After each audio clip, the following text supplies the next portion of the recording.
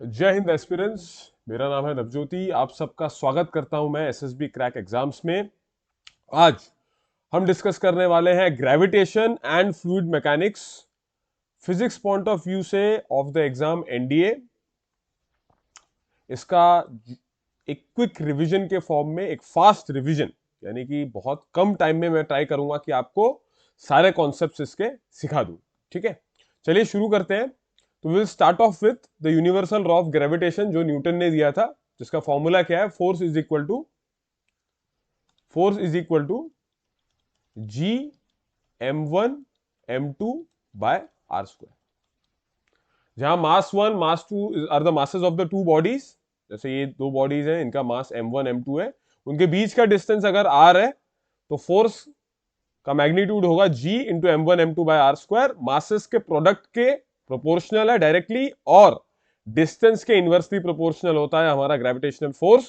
और ये जो g है, this is called as universal gravitational constant. Value constant है, इसका यूनिट होता है newton meter square per kg square, और वैल्यू होती है 6.67 इंटू 10 टू द पावर -11। ये होती है वैल्यू, और यूनिट हो जाता है न्यूटन। जैसे यहां से force Newton, r square will give you meter square per kg square. ठीक है, तो ये है न्यूटन लॉ ऑफ ग्रेविटेशन कि दो बॉडीज के बीच में जो ग्रेविटेशनल फोर्स एक्ट कर रहा है उसका मैग्नीट्यूड ये है, और कहां एक्ट करता है? इनके सेंटर्स को जो ज्वाइन करे, इनके सेंटर्स को जो ज्वाइन करे उस लाइन के अलोंग एक्ट करता है, उस लाइन के अलोंग एक्ट करता है। इसीलिए ग्रेविटेशनल फोर्स को कंजर्वेटिव फोर्स भी बोलते हैं। कंजर्वेटिव नहीं, सेंट्रल फोर्स भी बोलते हैं। ठीक है, सेंट्रल और कंजर्वेटिव दो काइंड्स ऑफ फोर्सेस हैं, हम देखते हैं अभी इसके बारे में भी। So it acts along the line joining the centres, so इसलिए इसको कहलाता है ये सेंट्रल फोर्स। और ये कंजर्वेटिव फोर्स भी है, यानी कि इसके थ्रू, इस फोर्स के थ्रू जो वर्क डन होता है वो सिर्फ इनिशियल बॉडी के पोजीशन और फाइनल पोजीशन पर ही डिपेंड करता है। किस पाथ से वो मूव हुआ उस पर डिपेंड नहीं करता। That's why it's called as a conservative force. आप ये बस याद रखिए, if you are not getting into the definition central and conservative, आप सिर्फ ये याद रखिए कि सेंट्रल और कंजर्वेटिव ग्रेविटेशनल फोर्स होता है। जिन भी फोर्सेस के फॉर्मूला में डिवाइड बाय आर स्क्वायर आता है, जैसे इलेक्ट्रिसिटी, जो फोर्स ऑफ इलेक्ट्रिसिटी है, नॉट फोर्स ऑफ इलेक्ट्रिसिटी, दो चार्जेस के बीच में जो इलेक्ट्रोमैग्नेटिक फोर्स है, that is F is equal to k Q1 Q2 by are square. आप इलेक्ट्रोमैग्नेटिक बोलिए, electrostatic is the better word. Electrostatic force k Q1 Q2 by are square, तो वो भी सेंट्रल और कंजर्वेटिव होता है। कौन से फोर्सेस सेंट्रल या कंजर्वेटिव नहीं होते, आप बस याद रख लीजिए। फ्रिक्शन, ठीक है, फिर विस्कस फोर्स, ये जो भी रेजिस्ट करने वाले हैं फोर्सेस, ये सब सेंट्रल या कंजर्वेटिव नहीं होते। ठीक है, अच्छा, it applies to all bodies. Gravitational force हर बॉडी पे एक्ट होता है, किसी भी साइज का हो, किसी भी शेप का हो, किसी भी पोजीशन पर हो, उस पर ग्रेविटेशनल फोर्स एक्ट करता है। क्योंकि हम रियल लाइफ में क्यों इतना ज्यादा ग्रेविटेशनल फोर्स नहीं देख पाते, ओनली जब अर्थ इन्वॉल्व होता है तब हम देख पाते हैं, क्योंकि अर्थ का मास बहुत ज्यादा है। ये नेकेड आइज को तभी दिख पाएगा, हमारी आंखों को तभी दिख सकता है जब दोनों बॉडीज के बीच में फोर्सेस जो है, दोनों बॉडीज के बीच में दोनों बॉडीज के बीच में जो मास है वो बहुत ज्यादा हो। बिकॉज आप देख पाते हैं कि जी m1 m2 by are square है, तो जी की वैल्यू जो है वो 10 की पावर -11 में। तो टू मेक इट श्योर कि वो पूरा एक ऐसे टर्म्स में आए, वो फोर्स इतना हो कि हम एक्ट करते हुए देख पाए, उसके लिए मासेस बहुत ज्यादा होने चाहिए। इसलिए प्लैनेट्स के बीच में it is a very prominent force there. So ठीक है, और यही सन और प्लैनेट्स के बीच में जो मोशन है, ऑर्बिटल मोशन, ऑर्बिट में जो मूव हो रहा है, तो उसके लिए जो जरूरत का सेंट्रीपिटल फोर्स है, जो यूनिफॉर्म सर्कुलर मोशन में आप देखते हैं कि उस बॉडी पे जो फोर्स एक्ट कर रहा है outwards, that is the centripetal force. और वो प्लैनेट्स के बीच में ग्रेविटेशनल फोर्स का कारण की वजह से वो वहां पर सेंट्रीपिटल फोर्स एक्ट होता है। और न्यूटन्स थर्ड लॉ भी यहां लगता है, कैसे कि जिस पॉइंट पर जो फोर्स एक्ट हो रहा है, एक बॉडी दूसरे पे जो ग्रेविटेशनल फोर्स एक्ट कर रही है, एग्जैक्टली सेम वो भी इस पे करेगी। बस they are acting on two other different bodies and they act along the line joining the centers, क्योंकि हमने अभी कहा कि ग्रेविटेशनल फोर्स जो है वो सेंट्रल फोर्स है। ठीक है, I hope gravitational force is clear. आगे बढ़ते हैं, एक्सेलरेशन ड्यू टू ग्रेविटी। तो जस्ट द काउंटर पार्ट, आपने ग्रेविटेशनल फोर्स समझा। अब जिस एक्सेलरेशन से कोई भी बॉडी अर्थ या कोई भी प्लैनेट की तरफ या कोई भी एक ऐसे मास बॉडी की तरफ जिसका मास बहुत ज्यादा है, वहां जो रहेगा वो जो एक्सेलरेशन है that is called as acceleration due to gravity. हर एक अगर शेप अलग है, मास अलग है, तो वहां पर acceleration due to gravity change होगा। अर्थ का अलग है, मून का अलग है, इस तरह से सारे प्लैनेटरी बॉडीज का अलग है। It can happen for any body. ठीक है, तो उसका फॉर्मूला क्या है, कैसे आप वैसे निकालते हैं, जैसे मान लीजिए ये आपका अर्थ है, ठीक है, और यहां से कोई बॉडी आपने उछाली और ऊपर से वो नीचे आ रही है, इसका मास है m, और अर्थ का मास मैं कैपिटल M मान लेता हूं। ठीक है, तो सेंटर की तरफ आएगी ये, ठीक है, सेंटर की तरफ एक्ट करेगा। ठीक है, इसका जो वेट है that is mass into gravity mg, और ये बराबर होगा इनके बीच में जो ग्रेविटेशनल फोर्स लग रहा है उसके बराबर। सो g m बाय, और मान लीजिए डिस्टेंस जो है वो बीच में है r। वैसे हम क्या करते हैं, इसको आप कैपिटल R मान लीजिए कि अर्थ का रेडियस जो है वो कैपिटल R है, और ये जो रेडियस है ये बहुत स्मॉल है, दैट इज स्मॉल r। ठीक है, तो हालांकि मैं ये जो डिस्टेंस जितना ये ऊपर गया बॉडी, इस डिस्टेंस को इग्नोर भी कर सकता हूं, तो मैं सिर्फ r को ही ले लूं, या मतलब मैं बेसिकली यही बोलना चाह रहा हूं कि r प्लस r जो है that is nearly equal to r। को खास डिस्टेंस ज्यादा नहीं हुआ उसके ऊपर जाने से। ठीक है, जहां 6400 किलोमीटर की बात कर रहे हैं हम, वहां पर एक 10 15 20 50 मीटर का कोई खास एडिशन करने से कोई खास फर्क नहीं पड़ेगा। सो यहां से फिर ये हो गया g is equal to G M by are square, या इसको मैं ऐसे लिख दूं g is equal to G M by are square. तो ये इस तरीके से फॉर्मूला आ गया। तो ये सिर्फ जिस बॉडी का आप एक्सेलरेशन ड्यू टू ग्रेविटी निकालने की कोशिश कर रहे हैं उसका मास और उसकी अपनी रेडियस पर ही डिपेंड करेगा, और किसी चीज पे डिपेंड नहीं करेगा। ठीक है, so this was all in acceleration due to gravity. ये फॉर्मूला ध्यान रखिए, G M by are square. दो अलग अलग प्लैनेट्स के एक्सेलरेशन ड्यू टू ग्रेविटी पे कंपैरिजन पर बेस्ड क्वेश्चंस आते हैं।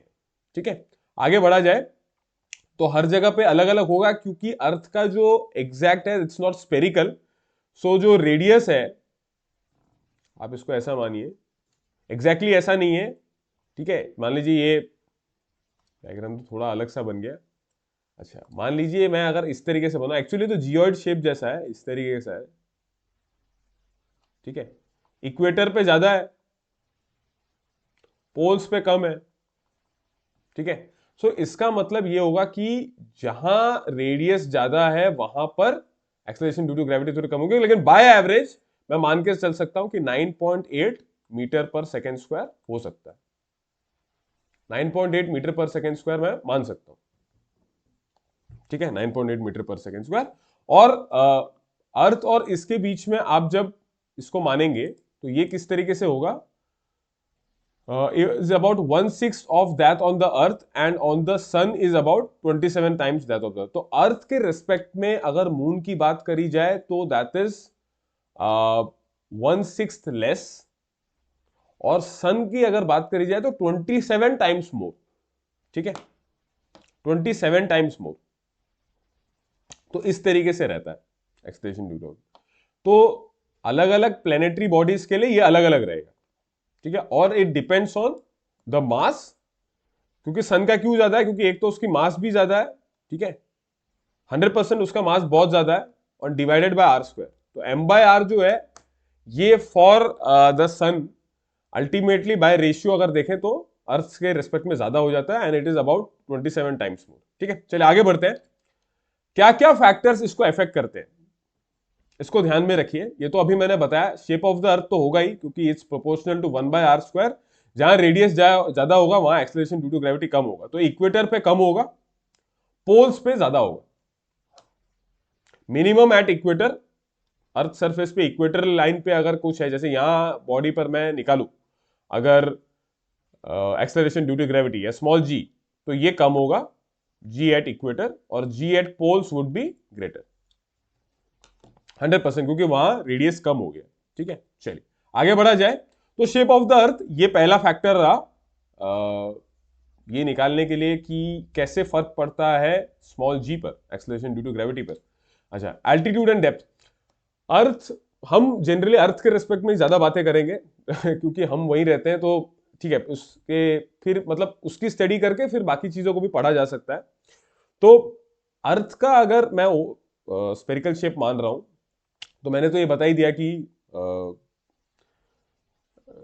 शेप पे डिपेंड कर ही रहा है, इक्वेटर पे कम है, पोल्स पे ज्यादा है। अच्छा, अर्थ से अगर आप ऊपर जाएं तो उस हाइट पर जी पे क्या फर्क पड़ता है, तो हमें यह पता चला कि जो जी है, अगर आप ऊपर आते हैं तब भी वो कम होता है बाय 2h/r फैक्टर। ठीक है, और अगर आप नीचे जाएं बाय डेप्थ तो h/r या d/r बोल देता हूं इसको, तो d/r फैक्टर से वो कम होगा। तो सरफेस पे, यानी कि अर्थ सरफेस पे जी की वैल्यू मैक्सिमम जाएगी। आप नीचे जाएं, डेप्थ पे जाएं तो भी कम होगी, आप सरफेस से ऊपर जाएं तो भी कम होगी। So it is maximum at the surface. If you go below down, if you go to some depth, it is going to decrease. If you go above the surface, then also it's going to decrease. ठीक है, आगे बढ़ा जाए। Kepler's law, तो दो main factors हमने पढ़ लिए। जी एक तो शेप पे डिपेंड कर रहा है, उस रेडियस आर पे, और हाइट और डेप्थ उस पर भी डिपेंड करता है। उसके फॉर्मूलाज मैंने आपको बता दिए। फॉर्मूलाज इतने इंपॉर्टेंट नहीं है, आप इसको ध्यान रखिए कि ऊपर और नीचे जाने से कम होता है, सरफेस पे मैक्सिमम रहेगा। अच्छा, केपलर्स लॉ देख लेते हैं, इंपॉर्टेंट लॉज है। लॉ ऑफ ऑर्बिट्स ये बोलता है कि सर्कुलर ऑर्बिट नहीं है, it's kind of a shape of an elliptical. Elliptical shape आप एक अंडे के फॉर्म में देख सकते हैं, अंडा जिस तरीके से होता है, दैट्स कॉल्ड एन इलिप्स, और उस तरीके का शेप होता है आपका ऑर्बिट्स का। ठीक है, और इलिप्स की क्या खासियत होती है कि उसका दो फोकल पॉइंट्स होते हैं, या दो फोकस होते हैं वहां पर। आपके सन को किसी भी एक फोकस पॉइंट पे आप अज्यूम करिए, और ये जो ऑर्बिट बन रहा है, ये जो इलिप्स बन रहा है, इस इलिप्स के अलोंग आपका प्लैनेट मूव करेगा। ठीक है, फिर then the second law is law of areas.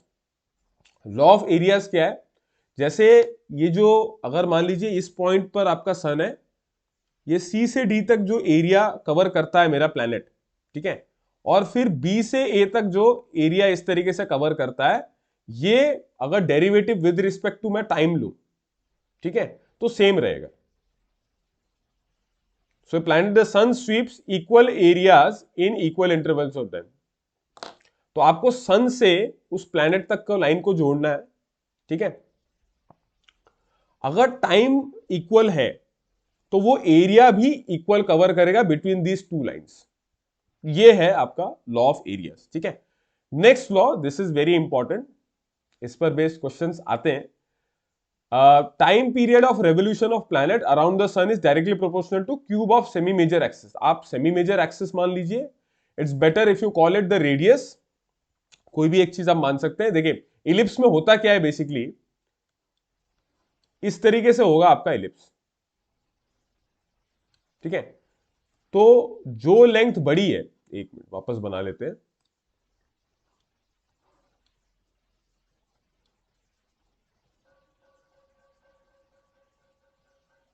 तो एक साइड लेंथ बड़ा होता है, जैसे हमने इक्वेटर के लिए बोला था, तो इसको बोलते हैं मेजर एक्सिस,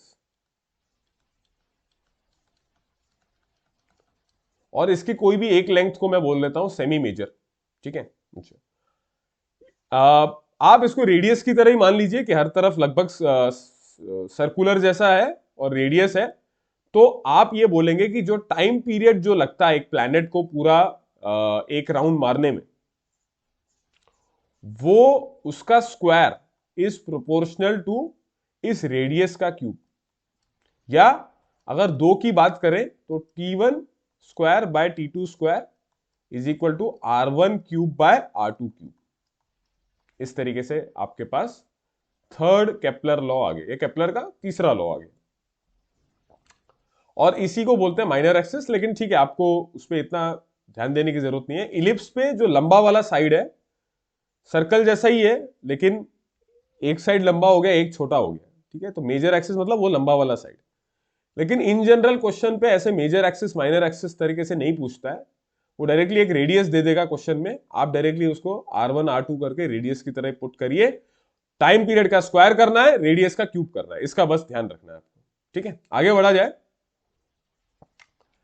पेंडुलम का टाइम पीरियड, देखिए एक्सेलरेशन ड्यू टू ग्रेविटी पे डायरेक्टली डिपेंड करता है पेंडुलम का टाइम पीरियड, ठीक है।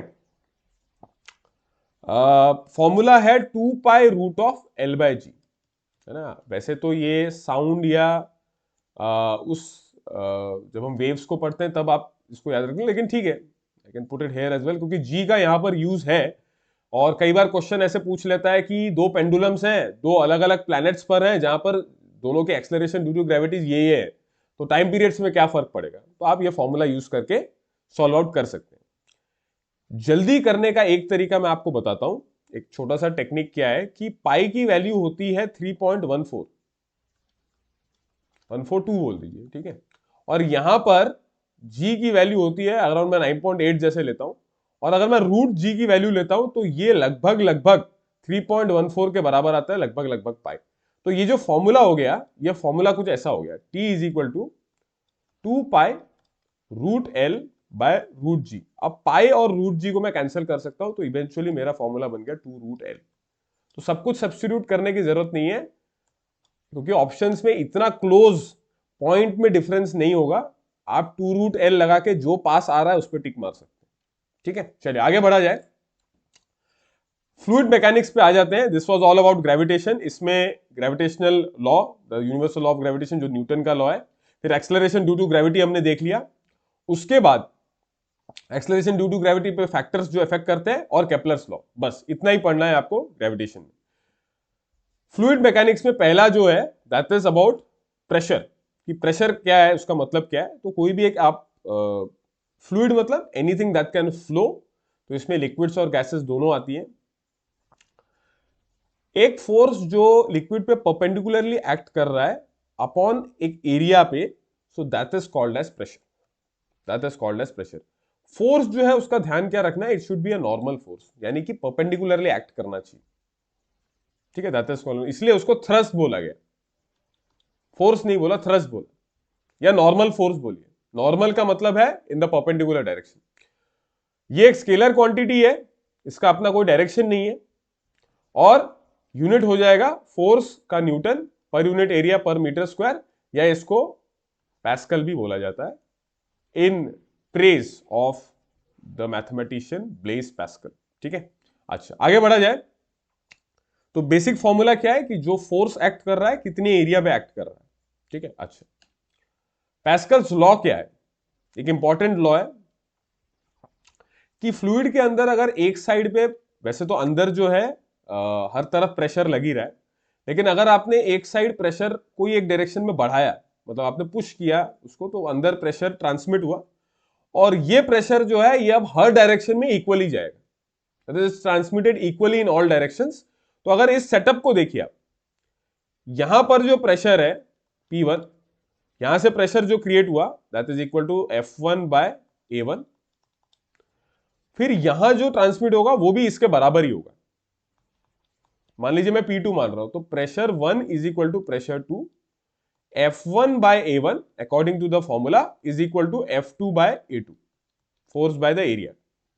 जो एरिया यहां A2 है और यहां जो एरिया A1 है, अगर मुझे फोर्स F2 निकालना है तो F1/A1, ये तो बड़ा छोटा क्वांटिटी होगा, बिकॉज आप देख रहे हैं फोर्स भी, you are putting a very small force and area is also very small, लेकिन दूसरे साइड आपने एरिया बहुत बढ़ा दिया।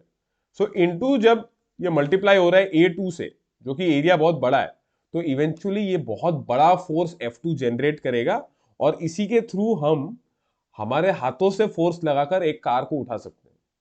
उसके पीछे का प्रिंसिपल यही है, पैस्कल्स लॉ, कि प्रेशर इक्वली ट्रांसमिट होगा, बराबर होगा, और क्योंकि आपने दूसरी तरफ एरिया बढ़ा दिया, सो फॉर्मूला के अकॉर्डिंग A2 जो है वो मल्टीप्लाई होकर बड़ा फोर्स एक जनरेट करेगा F2, ठीक है। So this was pascals law. आगे बढ़ा जाए, एटमॉस्फेरिक प्रेशर। तो प्रेशर में आपको ये भी एक टर्म पढ़नी है कि एटमॉस्फेयर भी हमारे ऊपर या हर एक ऑब्जेक्ट के ऊपर एक प्रेशर एक्सर्ट करता है, और ये कितने के बराबर है। वैसे तो आप इसको 1 ATM बोला जाता है इसे, लेकिन दूसरे यूनिट्स में ये कितना है, ये 76 सेंटीमीटर ऑफ मर्क्यूरी कॉलम के बराबर। मैं आपको बताऊंगा कि ये हाइट कैसे प्रेशर के इक्विवेलेंट हो जाता है, ये मैं आपको अभी बताऊंगा।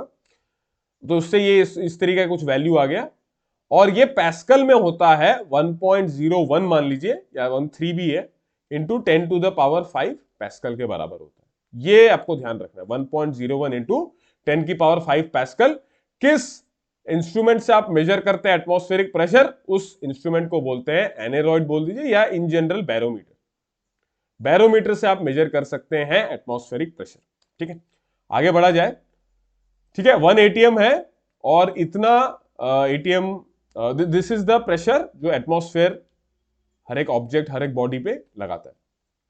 तो एक सिनेरियो देख लेते हैं।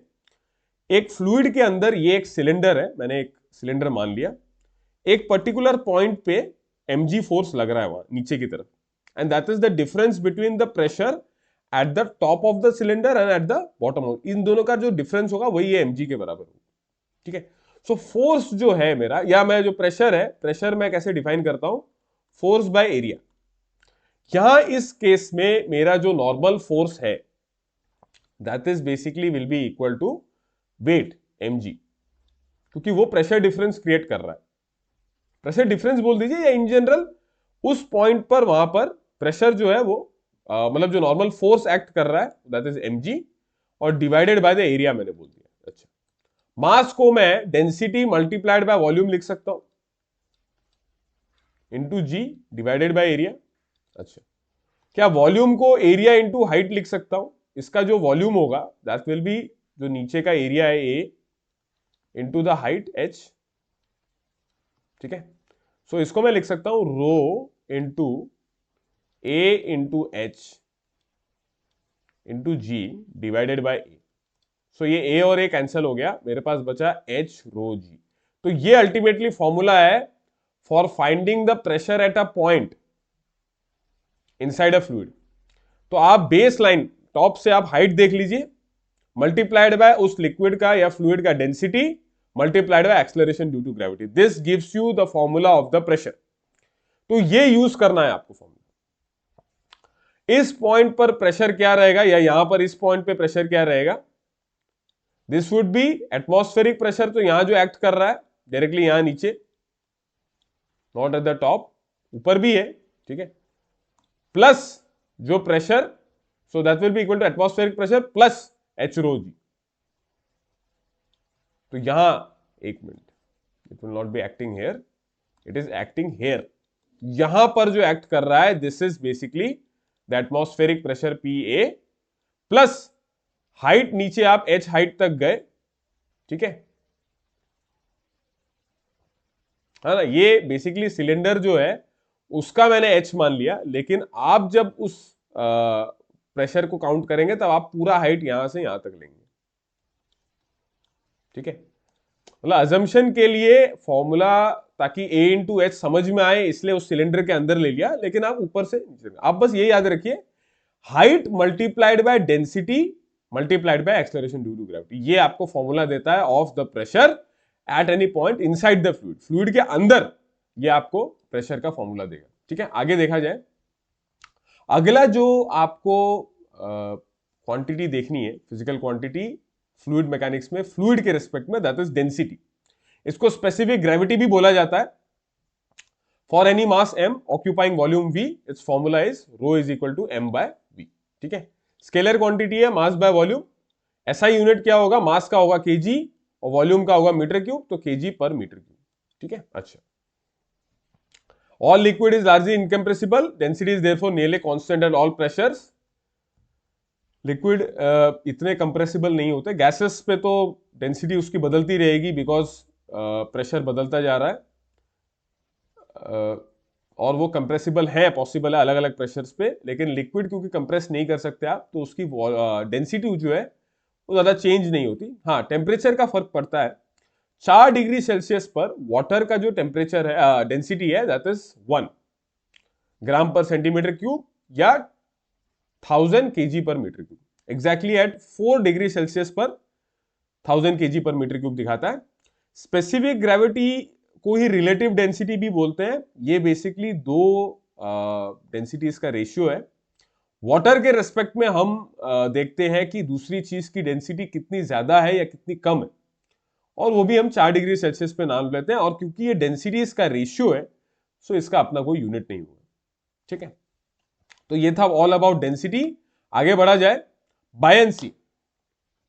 बायंसी एक बेसिकली फोर्स है। जब कोई भी बॉडी अगर फ्लूइड के अंदर है, जैसे इस तरीके से मान लीजिए कोई बॉल है जो ऊपर है, तो डिपेंडिंग ऑन जिस भी तरीके का सब्सटेंस वहां ऊपर आ रहा है, तो फ्लोटिंग या सिंकिंग बेसिकली इस फोर्स पर डिपेंडेंट रहता है। ये एक अपवर्ड फोर्स है जो उसको सिंक होने नहीं देता। ठीक है, लेकिन इसके कंपैरेटिव रहता है कि वेट और इसका बेसिकली एक फाइट जैसा है। अगर ये कम है, वेट ज्यादा है, तब सिंक हो जाएगा। ठीक है, तो ग्रेविटी और बायंसी इन दोनों का एक प्ले चलता है वहां पर। अगर ग्रेविटी उतना एक्ट नहीं कर रहा, बायंसी ज्यादा है, तो फ्लोट करेगा। अगर ग्रेविटी बहुत ज्यादा है, बायंसी इतना नहीं हो पा रहा, तो सिंक कर जाएगा। तो ये इन टर्म्स ऑफ फोर्सेस हैं। इन्हीं फोर्सेस को जब आप और जनरलाइज करेंगे तो आपको पता चलेगा कि डेंसिटी का खेल है। अगर जो ऑब्जेक्ट है उसकी डेंसिटी ज्यादा है तो सिंक हो जाएगा। अगर ऑब्जेक्ट की डेंसिटी लगभग लगभग बराबर है तो इस तरीके से फ्लोट कर जाएगा, और एब्सोल्युटली फ्लोट करेगा अगर एकदम कम है फ्लूइड के रिस्पेक्ट में। ठीक है, तो ये था बायंसी, यानी कि किसी भी फ्लूइड के अंदर अगर कोई बॉडी इमर्स की गई, अंदर अगर फेंकी गई, तो उस पर एक अपवर्ड फोर्स लगेगा जो उसको सिंक नहीं होने देता। वो ट्राई करता है कि सिंक ना हो, लेकिन अगर वो कम है मात्रा में तो सिंक हो जाता है। ठीक है, चलिए आगे बढ़ा जाए। जैसे यहां देखिए, कॉर्क बॉल, आयरन बॉल है तो वो चला जाएगा।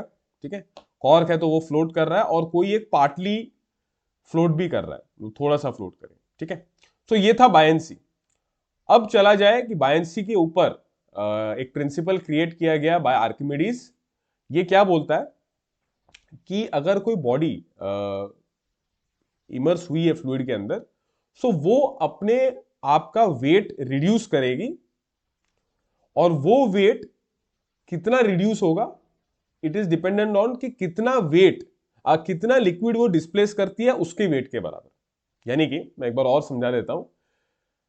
एक बॉडी इमर्स हुई, any object, any substance, any material you have put inside the fluid, तो उसके अंदर उसका वेट एयर में अलग है, हवा में जब आप मेजर करो तो अलग है। जब आप उस फ्लूइड में डाल दो या एक